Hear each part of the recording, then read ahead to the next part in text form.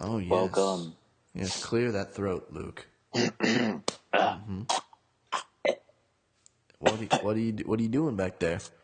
I'm just trying to breathe. I'm alive. Okay. All right, I'm alive. Alive. That was a very quick sample of that Empire of the Sun song, Alive. Copyright. Well, welcome. Yeah, welcome everybody. Welcome to the Reelists podcast. Yeah, this is kind of like, I guess you could call this the first episode of the podcast because the other one was a commentary.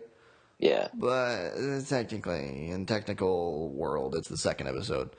But it's more of a discussion than a commentary because it's not a commentary at all. Yeah. Yeah. Not that we've stopped commentaries. No, not at all. Because we've only done one, but... Yeah, so why would we stop something we barely even started? I don't know. Sounds like us. Yeah, it actually does. This will probably be the last episode of the podcast. Anyway, so what we're here to do is just look at the picture. Oh, what about the picture? Our depressed faces. Oh man. Okay, so what we're here to do is we are going to talk about the types of movies that we like, just so you guys can like listen to this and get a general idea of what our future things are going to be about and what our opinions are probably going to definitely be on things. If that makes sense. But our opinions are different at the same time. But very similar in a strange way. Yeah, it is strange, isn't it? Yeah. Peculiar. So I think the best thing to start off with is, Luke, do you have a favorite movie of all time? I have 3. Okay, that's fine. I have 2, really. Technically it's 6, though, but it's 3. Okay. Oh, right. Okay. I have. Oh yeah, I don't even know why I asked you that. And I have. Oh, I have 3 because it's fine if I put that third one as my third one. Okay. Okay. So, what? You go first. Okay. My third one is the original Psycho. Can't watch it enough times. And I know maybe it's a cliche, people are like, Psycho, everyone likes Psycho, you gay. But, which is really rude, guys. But, that is my third. I don't have much to say about it. I mean, I don't know what else I can say that people haven't said. But, Albert Hitchcock. Great. That's all you need to. Anthony Perkins. It's just wonderful. Luke, your turn. Okay, my number 3. First, I'd like to say that Mark, that I'm a much bigger fan of older film than film today. Right. But surprisingly, my top 3 movies are actually in this 21st century. So my number 2 as well. Sorry, go ahead. My number 3 is Where the Wild Things Are. Spike Jonze, directed by Spike Jonze. I don't know, just like kind of like I've only seen it once, but it made me cry for a good hour after I saw it, and I think it's one of the best movies ever made. It's definitely one of the best kids movies ever made. Oh yeah, for sure. And now I really did enjoy it. It did depress me for sure, deeply. Yeah, because of how much I did not expect that. And I thought it was great. I thought it was very underrated. And the wild things they were real. They were real, minus obviously like their facial expressions. The CG, yeah, but I mean. But yeah. Hey, I think that's a pretty good choice right there. Thanks, man. What's your second one? My second is a modern classic for you gamers out there, or for anyone who enjoys craziness. And Mr. I cannot think of his name. Come on, you know his name. Freaking World's End. Oh, Edgar Wright. Edgar Wright, there it is. I'm trying to say Elliot something. I don't know. Anyway, Edgar Wright directed this movie, and it is called Scott Pilgrim versus the World. Good film. Just the editing and the use of CGI and the video game references and themes and all this other stuff mixed together really make me just love this little movie. But Michael Cera is probably the most negative thing I can say about the movie, even though he works really well in the movie. Just as an actor, I'm not a big fan, which you'll call me a hypocrite even more when I tell you my next movie. But Luke, you're number 2. All right, number 2 is 3 movies. Well, it is 3 movies, but it's a trilogy, and that would be the Lord of the Rings trilogy. You know there's some Star Wars fan that's so mad at you right now. I don't care. I love Star Wars, but I don't care. There's some guy Anyways. who's like, what do you mean a trilogy that's not Star Wars? Here's the thing. I don't know, but Lord of the Rings is one movie to me. But anyways. Fair. I don't know. It's just like... Same thing can be said with Star Wars, though. This is true. But that's for another time. With all 6 movies, in some people's opinion. Ugh, gross. Anyway. We definitely need to have a discussion about that. Future reference. We will have an entire podcast about Star Wars one day. One day. If you guys are interested. And if you're not, then just... Then if you're watching this, if you're watching this on YouTube, then comment and tell us. Be like, no, I don't care. We'll still do it, but tell us that you don't care. Yeah. Yeah. Anyways. So moving on to Lord of the Rings. It was like, hey, man, I like that. I like your choice. And it's like, it's weird because, I don't know, I just grew up with those books, and I just don't think there could have been a more perfect adaptation. But you also grew up with The Hobbit, though, just to get off topic for a second. I grew up with The Hobbit, but I didn't...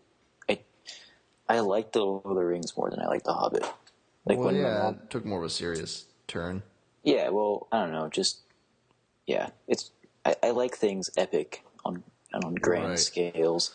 But once this final Hobbit movie comes out, are you going to consider it as one movie, or are you going to consider there's just way too big of a gap that... I'll consider the Hobbit trilogy as one movie. Well, I think it's definitely... I mean, that's just... Definitely. That goes without saying, but not...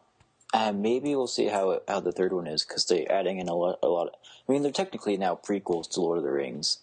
Right. They're not really The Hobbit now, you know? Yeah, because adding, like, Legolas and stuff like that. Yeah. Even though it kind of worked really well somehow. Oh, it definitely worked. But, yeah, we'll see. I don't know. But, I don't know, yeah. Yeah, because the third one's with... sorry, what were you saying?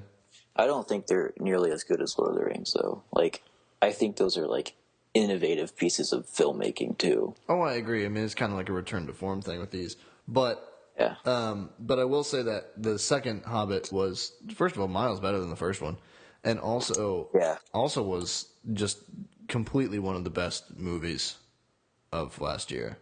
I agree. Yeah. But it's almost like you kind of expect that. You know what I mean? Like no one's talking about the Hobbits coming out this year because everyone knows that it's going to be great, and just like, oh, Hobbits coming out, yeah, that'll probably be one of the best movies this year. Whatever. Anyway. Yeah. No surprise. So I guess that's cool. But yeah, it's just, the first Lord of the Rings trilogy is just, no one cares that those movies are 4.5 hours. I mean, some people do, but I don't. And they age well. Like, look back at them, CG looks great. Like, the line, there's nothing cheesy about it. It's just, I don't know. No, yeah, there really isn't. It's good high fantasy. Yes, very good. So right, I guess, yeah. Number one. My numero uno is another movie starring Michael Cera. Don't judge me. It is directed by Miguel Arteta, who did movies like The Good Girl and Cedar Rapids. So, those are things. And it's Youth in Revolt is my number one favorite movie of all time. Now, Luke, you kind of don't understand why this is my favorite movie of all time. Well, no, I understand for you, but I mean, right? But you're like, but it's like if someone were to tell me Youth in Revolt is my favorite movie of all time, I'd be like, what? Right. You need the reasoning behind it because if yes, they were just but like, I see what you're saying. Yeah, but I understand why your personal connection to it and why you like it so much. It was kind of like a time and a place, and every time I watch it, it brings me back to that time and place. So it's definitely got a personal thing attached to it, just like Eternal Sunshine of the Spotless Mind. Oh, we definitely have to talk about that in this podcast. Yes, we will, because we definitely have weird different things on that. But anyway, Youth in Revolt is it's my number one. I don't know what to tell you. Every time I watch it, it's an hour and 30 minutes exactly. Not that has anything to do with why I like the movie, but the soundtrack I love, the acting I love, the actors I love, even though Michael Cera's in it, and I don't really like him, but he's in my 2 favorite movies of all time, so whatever. But Steve Buscemi's in that, Ray Liotta. I mean, it's got cool stuff going on. Zach Galifianakis is in that, Zach right? Galifianakis is in it. Yeah. Yeah. I liked it. Yeah. They Yeah. had like claymation as the intro. I mean, Yeah, that was really cool. Yeah. That was really cool. they did some cool things. There was heart behind it, and that's not always definitely. present. And for Michael Cera to like go and do a movie that had heart behind it was kind of like And a bit of a different like character, yeah, because he played two like polar opposites pretty much. Yeah. Which that polar like the main kid was pretty much his same character, but the Francois that he played was definitely not. Yeah, no, not at all. Which he should just do that in one movie. That'd be hilarious. And This Is the End does not count. Anyway, you're number one. My number one is a movie called Drive. And Beautiful. I mean, Mark hears me go off about this movie all the time. Pretty much every time I'm with him, I mention it somehow. But it's just, I think it's like a masterpiece. And I think, once again, it's one of the best movies ever made.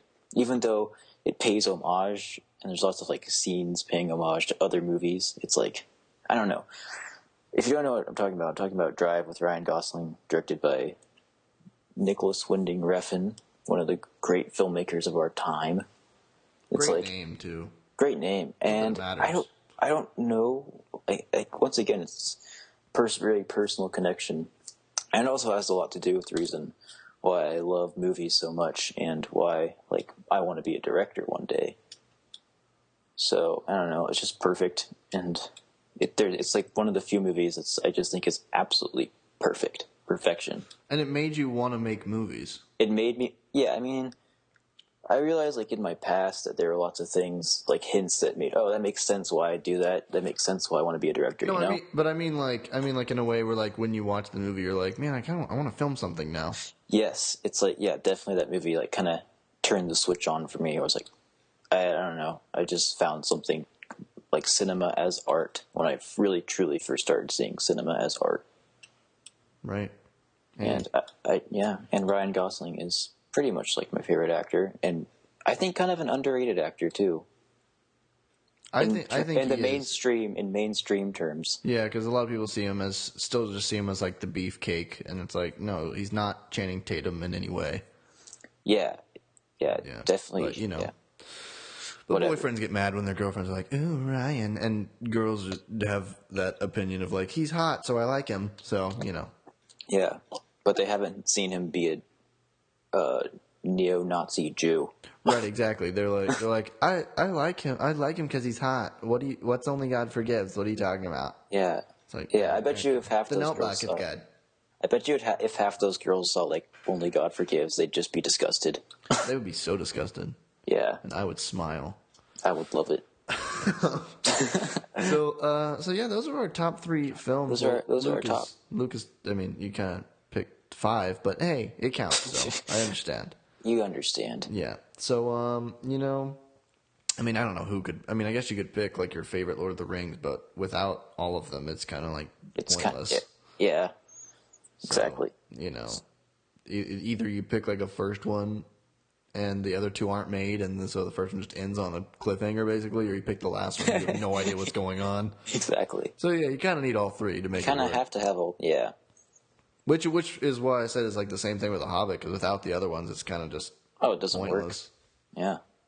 But could you imagine watching the second one and that's it? Just the end of that? That's the only movie that was made? Yeah. Oh. Moral of the story, don't watch The Hobbit or Lord of the Rings if you don't watch them in order. You have to watch them in order. Yes. You can watch The Hobbit and Lord of the Rings trilogy separately, but just watch them in order. Yeah. Yeah. So that's pretty much all I'd say about that. But moving on from that, we might repeat ourselves a little bit, but we'll be able to talk about different movies. I just wanted to say favorite directors. Okay. And you can go first on this one. You want to do favorite old directors and then favorite new directors? Sure, that's fine. I mean, my old one, again, is very generic, but sure. All right, I'll start with the old one. Old ones. I don't know. But that's a tough one, though. I have to say, for old directors,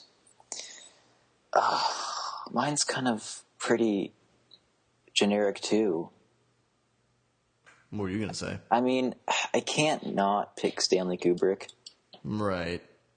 Because, a lot of his movies are some of my favorite movies. So I mean, I guess I'd have to say Stanley Kubrick, but also definitely like Robert Altman is one. MASH, Long Goodbye, and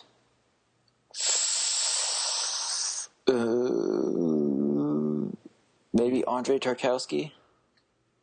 He's Okay, a see Russian director. that's why like we differ in some ways because I Yeah. wasn't even gonna mention Stanley Kubrick at all. For some reason, I feel like we've watched so many movies that are similar, but then Yeah. we get on like these weird movies that are like that we assume that we both had seen Yeah, and we've never seen. Like I've never really sat down and watched The Shining all the way through.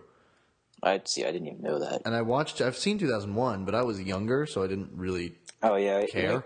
if you're like 10 and you watch 2001, you're Yeah. kind of just going to be lost. Oh, I was 10 and I watched 2001, and I was very lost.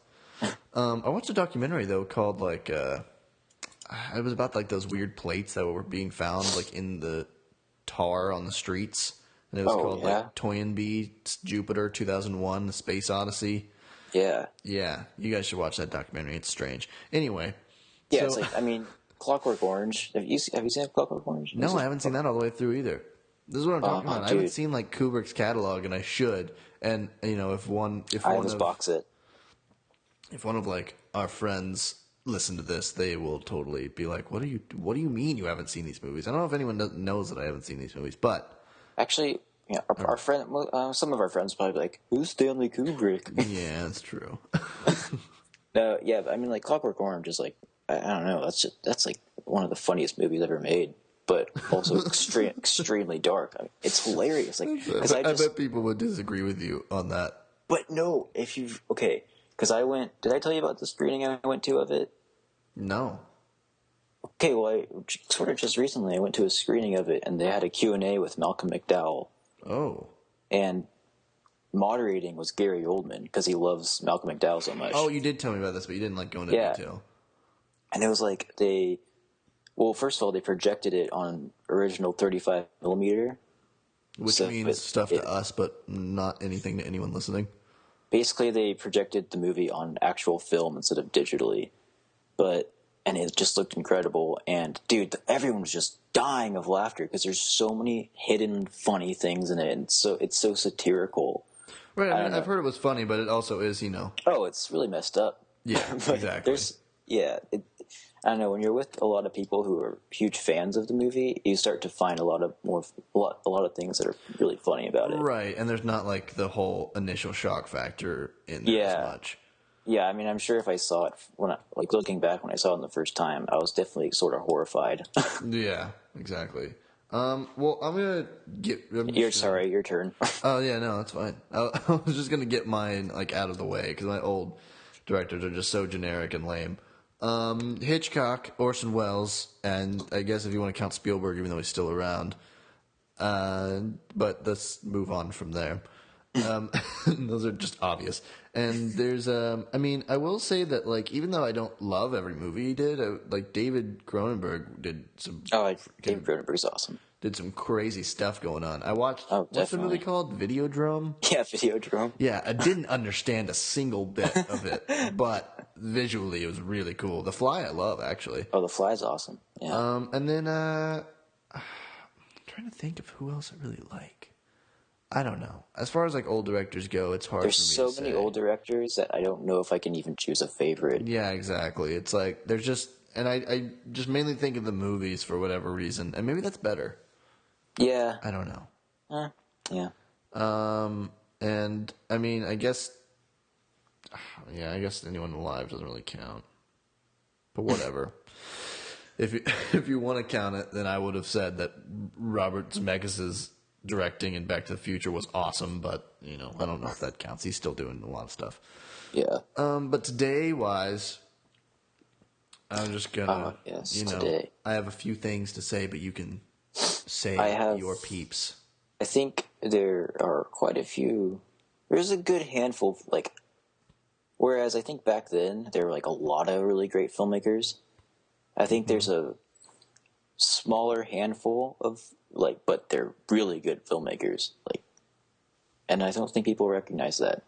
And I also think, like, even though it's obviously hard to become like a filmmaker, Yeah. I think that more and more people are getting giant films for no reason. Yes. Tyler Perry, Ugh, gross. and it's like it's just it's kind of ridiculous. But you can like look in the indie circuit, and there's a lot of great directors that are going, but they don't Yeah. like get a ton of money, so they don't really, get to make Yes. as many ambitious films as they'd like to. But then you can like look at Mark Webb, and he did 500 Days of Summer, and then did Spider-Man. It's like Yeah. whatever about how you feel about the movies. It's just Yeah. scope wise.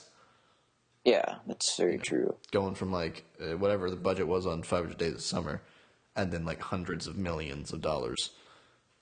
You could probably do whatever you want, really. I mean, obviously not because you're under Sony, but that's a different conversation. Yeah, But, definitely.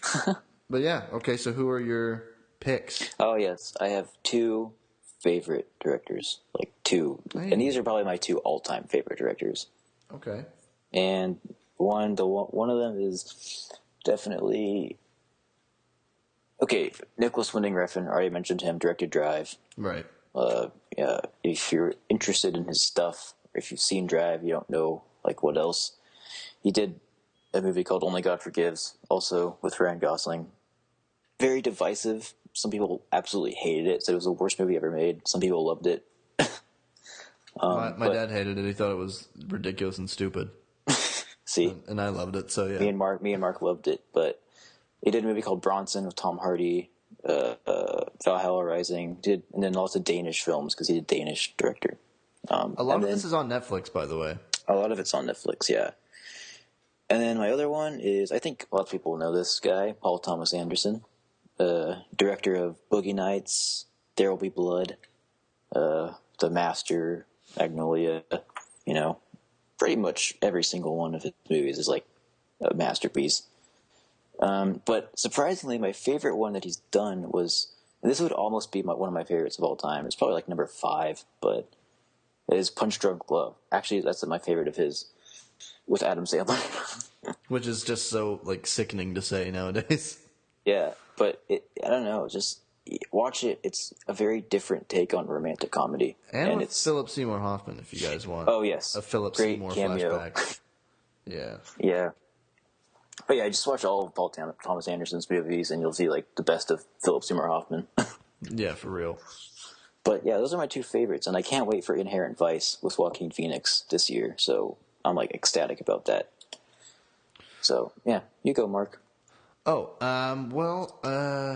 just I was gonna since you said Paul Thomas Anderson, that just made me think of Wes Anderson. Oh, So, I love Wes Anderson so too. I did want to mention him, even though I wouldn't say he's like one of my favorite directors of all time. Yeah, I he will should say be that, mentioned. Yeah, visually he's got just, such cool stuff going on. I mean, Grand Budapest that came out. Oh God, that was this so year, good. but just yeah, Probably my favorite of this year so far. it's just so cool looking. Yeah. Yeah. Oh. Man, there's a level of detail that goes into his stuff that's just great. Yeah. And the timing's fantastic with the whole thing, and the way the movie moves, and the mix of like whenever there's like CGI parts in the movie, you don't like care. Yeah. It's like it adds to like the whimsicalness of it. Yeah, and just like such intelligent humor. Yeah, for real. I don't know. It's just great. But I will say that even though I can't say his directing is amazing, well, I guess the most recent stuff has been amazing. I know what you're talking about. Kevin Smith is definitely one of my favorite directors / writers. I mean, I like him more as a writer for sure, but I don't want anyone else to direct his movies. Yeah. So whatever that means. But I mean, I don't want lots of cool shots in the Kevin Smith movie. Yeah, exactly. I like that it's just like on a tripod looking at people. Yeah, I don't need like a 5-minute tracking shot in a Kevin Smith movie. No, even though there is that in Chasing Amy, but still. See, I haven't seen Chasing Amy yet. Watch Chasing Amy, man. I'll watch it. It's not on Netflix. No, it's still on Netflix. You sure? I'll watch it. Yeah, I know for a fact. A fact? As of right now, I think. I don't know if that's true, but whatever. I feel like I had to download it. Buy it recently. Downloaded it on Amazon. Rented it. Anyway, so different Kevin Smith movie that he did more recently was Red State, and that probably had the most quote unquote directing in. Oh a yeah, Kevin Red Smith State was movie. awesome.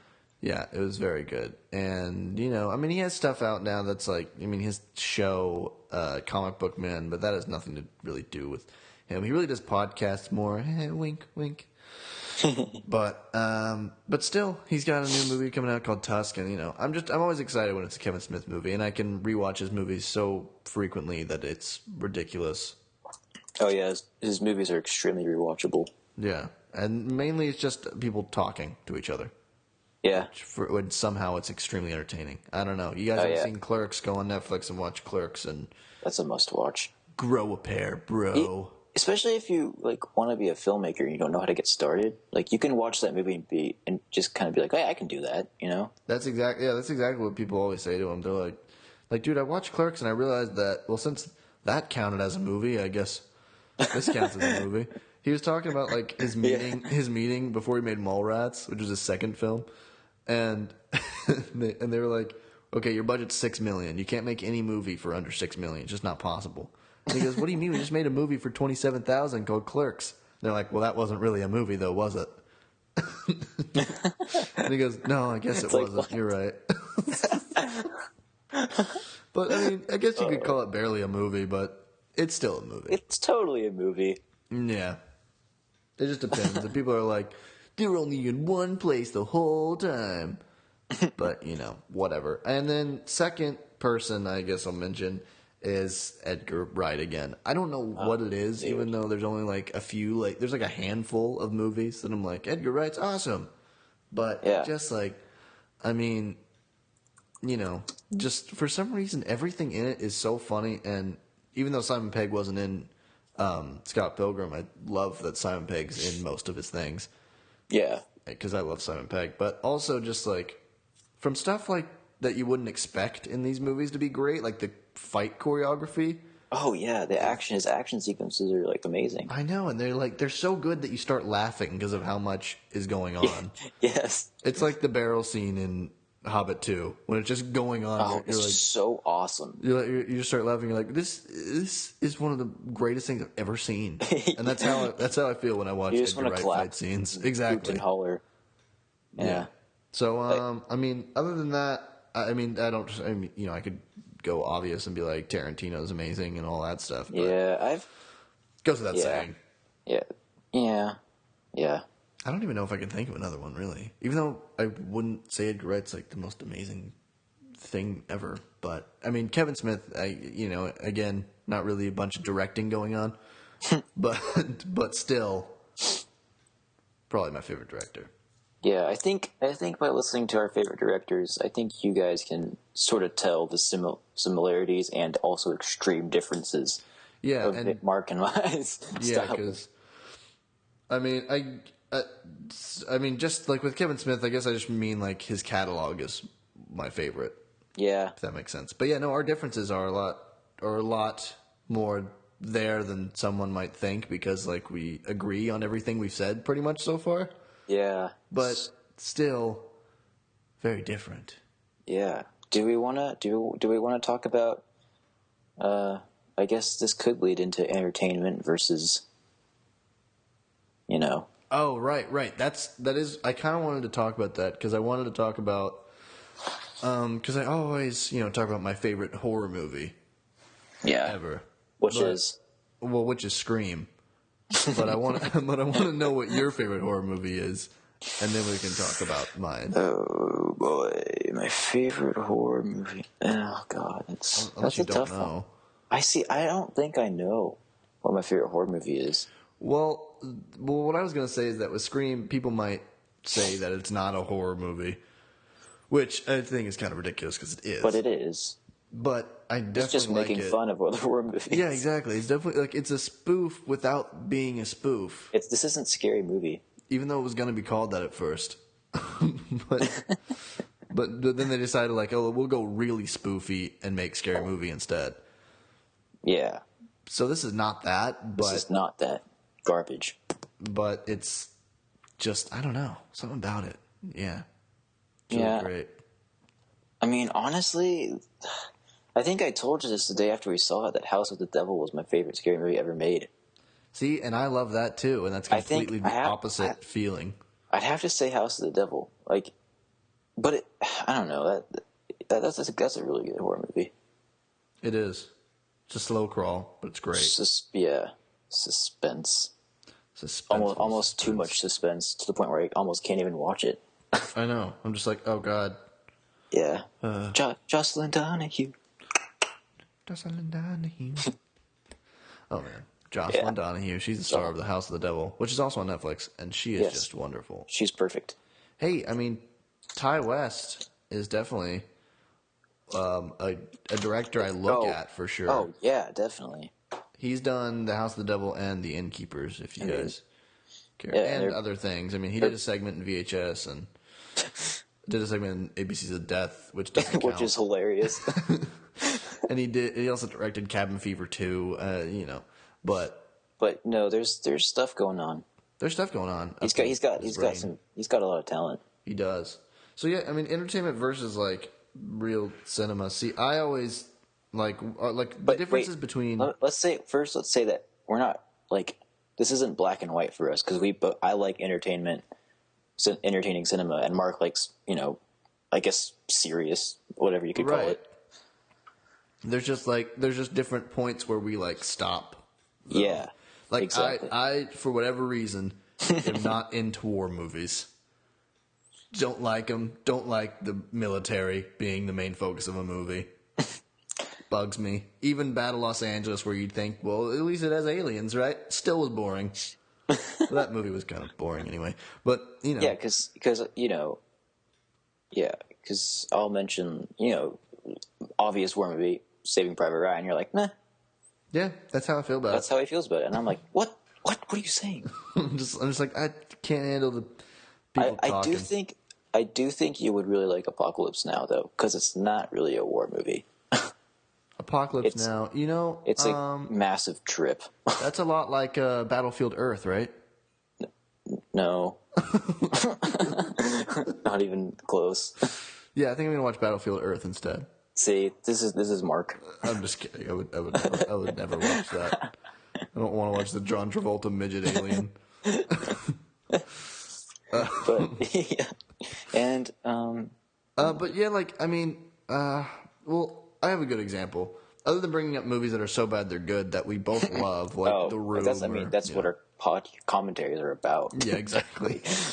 But I will say movies like. Well, that kind of hits on childhoods. Maybe it's a bit unfair. But movies like Surf Ninjas, I think is incredible. That movie is just incredible. And it gives Rob Schneider something to do, so that's nice. Rob Schneider. But but I guess, yeah, like movies like Scott Pilgrim, which are just more entertainment than like, making like real cinema things. Yeah. Whenever I say real cinema, I feel like there has to be drama involved. Yeah, but see, that's the thing, is like, I think like that's where it's like there's the lines there's not really a line, Yeah. Like, you take the movie like Grand Budapest Hotel, which we just saw, like that's total entertainment. Yeah. But it's it's really good filmmaking also. Yeah, it's very strange. So I don't know. I mean, I guess that I just like having the guilty pleasure movies a lot more than you do, maybe. Yes, definitely. That's probably true. Like, if I go off about a movie like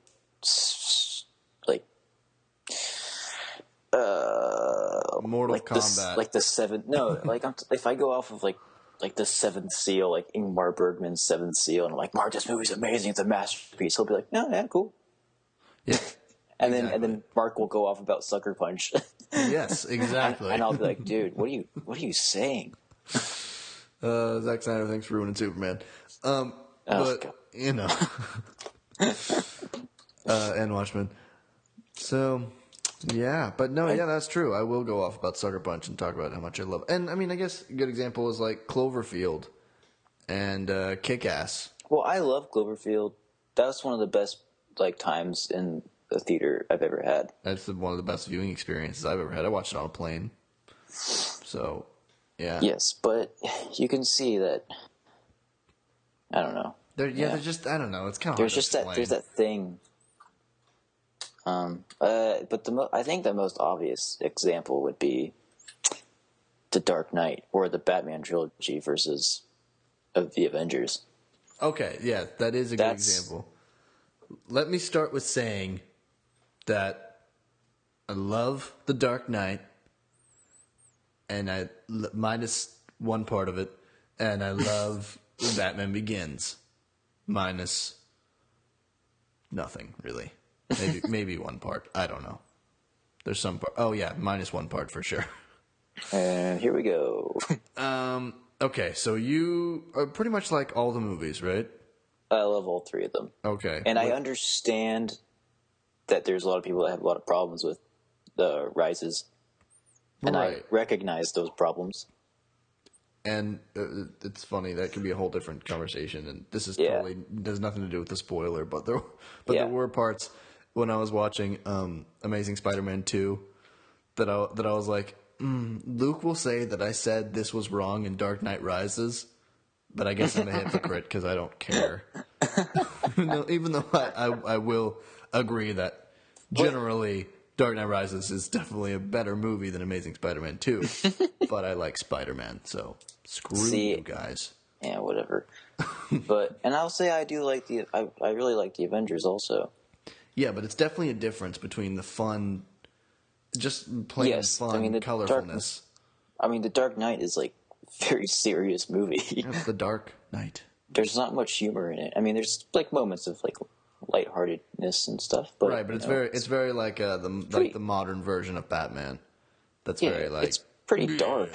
Definitely no Adam West going on here. I mean, I just remember when The Dark Knight came out and just seeing the first like look of the Joker, and I was like, oh god. Yeah. See, and that's like, I mean, we could even have a discussion between The Dark Knight and Tim Burton Batman. Yeah. Because, like, you like that Joker, and I like that Joker better. The Jack Nicholson Joker better. Yes. Just because, I mean, it might be because I'm, more of a comic book fan. Yeah. Yeah, exactly. And so I like that he fell in a pool of acid and it changed his face. And I was like, it might not make sense, but I like it. But I understand why they didn't do that for the whole Dark Knight thing. And it's like, it's just thing like when I see Jack Nicholson did great Joker, but when I see, it's still like Jack Nicholson just going crazy, like on camera. Which is how I feel about every Leonardo DiCaprio. Oh, dude, please let's talk about that in like 3 minutes. But like the thing that could probably be its own podcast, honestly. That's true. But the thing with Heath Ledger's Joker is that it's just the thing about Nolan's Batman trilogy in general is that I'm not going to say it's real because the majority of that stuff would never happen. Yes. But it's all possible, and there's people like the Joker out there, which is crazy. Exactly, but it's just like this just deep, dark psychological performance that like it's hard to get out of your mind, and I think it deserves the hype that it gets. I think it is. I think it deserves the hype to a point. I mean, like I understand Heath Ledger had a terrible death before the movie came out, but I still think that if he wouldn't have died, I don't know if they would have really given him the Oscar. I feel like the old Oscar men would have been like. Probably not, yeah, but Batman. Probably not, but I think he deserves it. Yeah, I mean, I definitely don't think regardless of how pointless the Oscars are. Yeah, exactly. That's a whole other thing as well. But yeah, no, I mean, I like how we talk about how serious the Dark Knight trilogy is because they totally dropped the whimsicalness of things. Because I mean, come on, Scarecrow. Oh yeah, not very realistic. Yeah, that's actually why Batman Begins is probably like one of my. Well, I mean, I love Batman Begins, obviously, but I think that's like I have the most problems with that movie. Is because of the whole Scarecrow and the entire city starting to hallucinate and everything. I was like, all right. But see, and I understand that now. But before The Dark Knight came out, I mean, everyone was flipping out about Batman Begins. Oh, I know. It was like, oh my god, it's the most amazing movie. Yeah, and I actually didn't see the Batman Begins in theaters. Like, I saw it right before The Dark Knight. I saw the trailer for The Dark Knight, and I was like, when Batman Begins first came out, I just could care less about superhero movies. I was like, ugh, more superhero movies. Woohoo! Right. But then I saw like the trailer for The Dark Knight, and I was just, oh, this looks incredible. So I went and saw Batman Begins, loved it, minus the hallucination part, and then I saw The Dark Knight, and I was just kind of blown away. See, I like Batman Begins because of that hallucination part, but also because of I like the way they did becoming of Batman. No, that was great. Like that part, the whole like first half of the movie is amazing. Right, Such a good origin story. And I have like a very similar thing. Whenever me and Luke's friend Spencer were in Best Buy, and we were just standing there, and then they showed the opening Joker scene from The Dark Knight. Yeah. Best Buy, and they showed it on the screen, and we just looked at each other. We're like, "All right, we're seeing this movie tonight," and that's all there is to it. Yeah. And I mean, it's great. It's great. The only thing I don't like is how Two-Face just dies. That was the only thing that bothered me. But that's a very small. It didn't really bother me that much. So he was a chump. Went out like a chump. That's fine. But with Batman Begins makes me think of Dark Knight Rises because the whole time he's all right. Let's get into Dark Knight Rises. Yeah, the whole time he's slight spoilers, I guess, bringing himself back up into not like in the middle of the movie, but at the beginning of the movie. Yeah. Trying to become Batman again. It just made me think that I understand that had to have happened, but I was just kind of thinking I've seen this sort of before, and I don't really want to see it right now. It just started to bore me. I don't know what it was. Maybe it was just the whole fact that Bruce Wayne was in it more than Batman. And see, I think that's where, because obviously, I don't know. You come from more of the comics and everything. Well, I come from going to see a Batman movie and thinking I'd see more of Batman. True, but I see it more as I've always seen as Christopher Nolan's trilogy is a realistic take on what Batman would be. Right. And I was actually something I liked seeing was more Bruce Wayne, even though I know that there's really no Bruce Wayne. It's Batman. He is Batman. Right. Bruce Wayne. Bruce Wayne is his secret. Yeah. Is his alter ego or whatever. Right. Batman is his secret identity. Bruce Wayne is the costume. Exactly. But I liked seeing. I think I just liked seeing the man a lot, like the human part of it. I don't know. I like seeing that stuff in movies. And I don't know. And I like seeing a superhero at this least effective and seeing him bring himself back up. I don't know. Right. I agree with that. Then again, I guess it's not technically a superhero. We had to kind of see it twice in the movie, but I didn't care really. The only thing that bothered me is I could nitpick the movie, but I could nitpick any movie. The main thing that bothers me is the 5-month thing that went over like that. Okay, I'll say that. Yeah, like I said, there's flaws in the movie that are hard to not recognize. And that it just felt like something was cut. Felt like there were scenes missing. Yeah, well, I wish the movie was half an hour longer. Was there ever a director's cut that came out? I don't. Oh no, there were no deleted scenes or anything. Yeah, God. I literally wish the movie was 3 hours long. Yeah. I don't think you wish that though. I thought it was 3 hours long. It's almost there. It's 2:45 or something. Well, there are obviously many things. The whole friggin' cafe thing. I mean, whatever. Whether that was real or just Alfred hallucinating on his drugs. I still to this day I'll argue that Batman's dead. Dude, spoilers. Oh shit! Sorry. Whatever. Who are you, David Letterman? If you haven't seen The Dark Knight Rises, what are you doing? What are you doing with your life? Go watch the Batman movie, loser. But yeah, it's let's go wait in a cafe for every day for years. Yeah. We'll wait for my butler. Yeah, so that could be argued that really happened or really didn't happen. But if it really did happen, yeah, that's a bit of a problem. There's no way he made it out of the Batwing, and it's called the Batwing, not just the Bat. No, dude, you see, like he ejected, like after that cut, he completely ejected, and then he like swam underwater for like a couple of years, because They made it the exact same cafe. because he's Batman, Yeah, that's the main thing I didn't like about that movie is that there was just all that you had to keep assuming. Well, he can do that because he's Batman, and I was like, oh yeah, but I want to see it though. But the one thing is like him getting back to Gotham.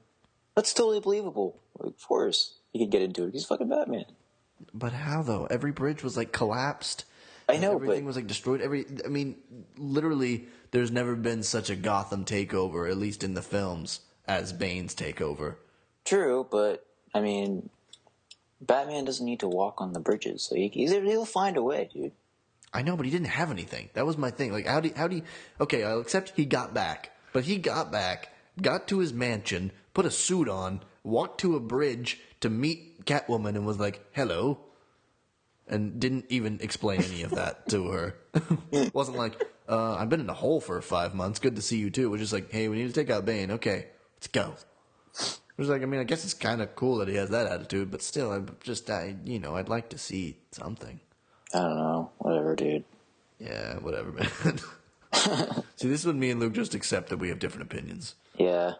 And we move on with our lives, and I go watch Sucker Punch, and he cries and tells me I'm dumb. Yeah. Mark watches a terrible movie. I just ridicule him. So mean, dude. Pitch Black is a great movie. Pitch Black. See, that's the thing. I like stupid movies like that sometimes. Like, what movie did I like a lot that was so dumb and bad recently? It was some movie like G.I. Joe.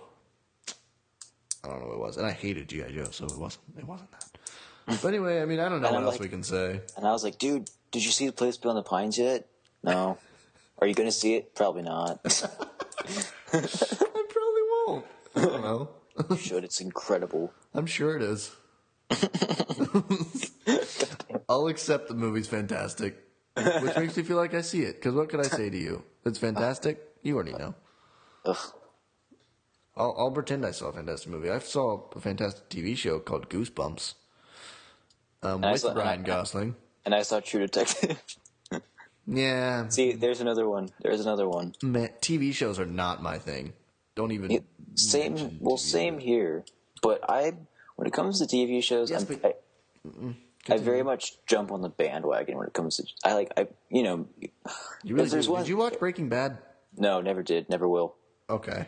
Someone's so furious at you right now. Yeah, dude, I just got there's so many people hating me right now. But I never have and never will either, so I'm with you. I'm going to explain why. I care. It's the fans of Breaking Bad, and he makes people hate me even more. But no, because I hang around on the IMDb message boards. Don't ask me why. I know they're places where dreams go to die, but made me sad. Yeah, they do make me sad. But it's the fans go they just go to other people's message boards and they're like, my show is better than yours. There's nothing better than Breaking Bad. Your show sucks. Everything sucks compared to Breaking Bad. It's like, dude, relax. I think it's just over and no one's talking about it. It's the rabid crazy fans of Breaking Bad that have sort of turned me off from the show.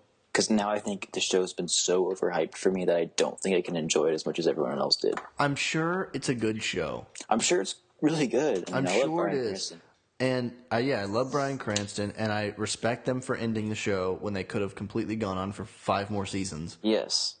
But I will say that when I watch a show, and I know everyone's going to say you have to watch the show from the beginning, but when I watch a show out of context and I watch a full episode and I am laughing because I think it's stupid, then I don't consider that to be a good show. Because if it can only capture me on the first episode, then I'm like, then why I don't want to spend my time doing that. Did you see an episode of Breaking Bad that you hated? I saw an episode of Breaking Bad and I just didn't get it. I was like, I just don't understand this. It was the same way for me for 24. I saw an episode of 24 out of context and I was like, I don't get it. I think the acting is terrible. And I can't watch it ever again. I never got into 24. See, there's 3 shows now that I have more though that you do watch. There's 2 shows for me that I totally jump on the bandwagon with, and that's Game of Thrones and The Walking Dead. Well, and True Detective, I guess, but Well, that's what I was gonna say. But I meant like on that are actually like still running, because I don't know if True Detective is gonna get a second season yet. Hasn't been confirmed. Probably will, but yeah. But okay, like it's like The Walking Dead. I get it. I get why some people hate it right now, but it's kind of more just tradition for me now. That's fine, whatever. There's some Still really that good. weird There's thing. still some really good parts about it. And Game of Thrones, I'll just pretty much say everything you've already heard before is that it's brilliantly written and acted, and you don't care, right? I don't care. I don't care one But bit. True Detective, I mean, dude, it's like literally 8 hours, and that's it, and it's amazing. Hey, Just sounds good to me. I thought Sherlock was like one of the greatest things I've ever seen. And I still need to watch Sherlock. that is 9 episodes over a course of 6 years. I will say True Detective is the greatest thing I've ever seen on television, and better than about 85% of movies that come out. Well, And this see, is now that's awesome. this is coming from like a dead movie, like crazy movie fan. But see, 'Cause- and then there's like people who say that American Horror Story is like the greatest show ever. And I'm like, No. I don't think so. I don't think so. This is the thing with True Detective. Is True Detective is a movie. It's a film. It's shot on film. And I mean, and And it's got technically film Sherlock actors. is TV movies. There's 3 Yeah. TV movies every 2 years, but they're still Yeah. kind of episodes. But I mean, I love Sherlock Holmes, so I'm kind of, Yeah. sided that way. But I definitely will say that I did watch Walking Dead. I watched the first season. I bought it after it aired. I never really watched cable ever. I don't even have cable anymore because I kind of stopped watching it. But whenever I did watch cable, I didn't even watch that. But I bought the whole first season on Blu-ray when it came out, and I got it as a gift, I think. And then I watched it. I watched it all the way through one night, and it was just, It's great. or like maybe probably not one night. It's probably 2 nights, but it was really good. It was just pretty damn good. And that was like right after me coming off of still being super into like Zombieland and stuff. So Yeah. and I was playing Dead Island, and I mean there were lots of zombie things going on. So so I was really into it. But then I got on Zombie Overload and started hating every zombie game, even though I just played Dead Rising 3.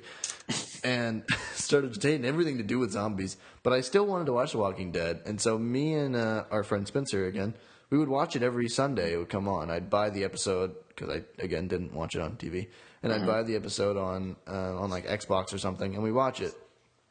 And it was a ritual for me too, which is weird how it was like just one of those. It was like the only show that was like that for me and for you, I guess. But I'd watch it, and I watched the second season, and spoilers, I guess, up until the point where you think Carl might die.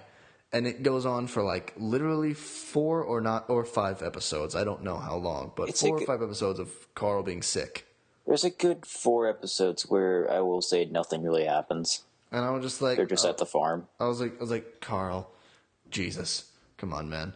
And so the whole time I turned to Spencer. I think it was the second episode, and I was like, if this kid doesn't die, I'm never watching this show again. And so I waited and waited and I waited. Spoiler, he's still there. And yeah, spoiler, he's still at the farm eating peanut butter sandwiches. They're not at the farm, dude. Oh, right, he's still in the show, yeah. They're at a place full of possibly cannibals. Well, zombies are kind of cannibals. Oh, dude, human cannibals. Zombies are kind of human. No, dude, they're dead, man. Yeah, These are real life people. I understand what you're talking about. But anyway, so I waited, and yeah, Carl didn't die, and so I was like, well, I'm done. And that was it. That was really it. And so I've seen episodes here and there, but that's it. I'm going to give credit where credit's due. The Walking Dead is kind of an... I love the show, but I do recognize it's a little inconsistent with its writing. But, like, I will say this. The last 3 episodes of this, like, past season that they did were definitely some of, like, the darkest, like, most... like, some places, like, TV doesn't go this far sometimes, and they went pretty far in some area. I was like, wow, I can't believe that just happened. And I give major respect for that, for certain things they did. Sounds dark, man. Oh, it's pretty dark, dude. Dark Man, starring Liam Neeson. But, I don't know. It's just one of those things. And then, yeah, you watch Game of Thrones, which I will never give the time of day. And Why not, dude? Why not? I've seen an episode. I've seen an episode out of Well, context. dude, if you watch Game of Thrones out of context, you're going to be so lost. You gotta watch it. Shut up with your out of context, stupid bullshit. I don't care. It's like watching a movie, starting a movie in the beginning, No, in the it's middle. not. Game of Thrones is not a miniseries. It's not like that at all. It's a television show with over like 5 seasons now. No, dude, it's totally a 10-hour movie, man. Each season is a 10-hour movie. It's a 10-hour movie. Dude, the Lord of the Rings trilogy is a 10-hour movie. That is the 10-hour fantasy movie I will watch over and over again. But each season, it's like a 10-hour movie. It's like there's gonna be like 8 movies. It's like each one is like 10 hours, dude. And it's all pretty much movie quality too. Dude, however much we want to talk about it, I will watch Lord of the Rings any day than watch Game of Thrones. Even if someone's like, hey, you've watched Lord of the Rings 17 times in a row today. Dude. Would you like to watch one episode of Game of Thrones? I'd say, no, I gotta see what happens to Frodo. and there have been people, including you at one time, Luke, said that Game of Thrones wasn't fantasy. And I was like, well, Luke, are there dragons in it? And That's not really fantasy. Yes. Though. It's How are very dragons not fantasy, dude, crazy monkey man. Game of Thrones is like anti-fantasy. What does that mean? It's technically, yes, it's fantasy. Well, because the dragons are darker? No.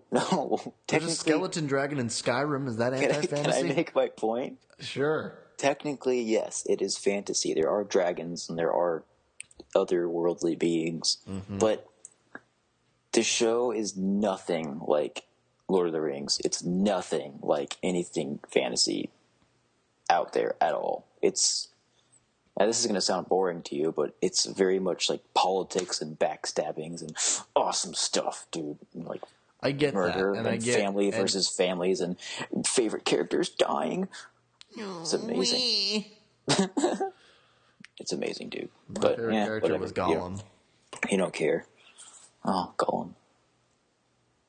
So, yeah. Well, I think you guys pretty much get the theme of this podcast. Yeah, that's pretty much just getting to know us before we start ranting about stuff, which we already can't help from doing on the podcast. But hey, whatever. You see our discussions. You see where we differ. You see where we have our similarities. Yeah, and you see where we are hypocritical sometimes. But hey, especially Mark, especially me. But we are human. Yeah, and iRobot forever, right, guys? Totally. I think in next podcast we should talk about like underrated, overrated stuff. Oh, definitely, that sounds like a good one. But hopefully a commentary track this Friday, Saturday, Sunday, one of those days. This weekend, like Friday. Yeah, this weekend definitely. Yeah, so a new commentary track for a little-known movie called The Hunger Games. Hunger Games. Oh, so many people are mad at us now. Oh, they're like, "What do you mean commentary track? You guys are going to talk about how good it is the whole time?" No. Oh. Now, Luke, have you ever seen The Hunger Games? I have seen The Hunger Games. Okay, I never have seen The Hunger Games, so it's going to be kind of different for both of us. Yeah. But, can't wait to see you guys this weekend if you listen. Subscribe if you want to listen to all of our newest podcasts and all that doobly-doobly-doo. Yeah. And you can also, I finally made a Twitter for us. You can follow us on Twitter at Reelists Podcast. That's, REELISTS Podcast. And tell us what commentary you want us to do, and tell us whatever you want us to do. We will do anything for you. Comment about your favorite movies or whatever to do with movies. Yeah, I guess TV. Yeah, anything. We don't. Yeah. Hey man, what's your favorite type of lunch? Yeah, what is it? What's your favorite type of cheese? Yeah.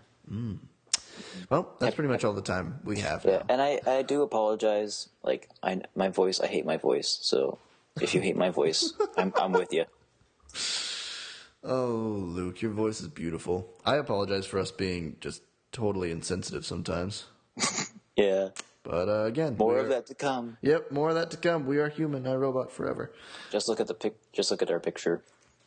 Yeah, exactly. We're sad. Okay, we're sad little boys. Leave us alone. But I guess we'll see you in the next commentary or whatever podcast.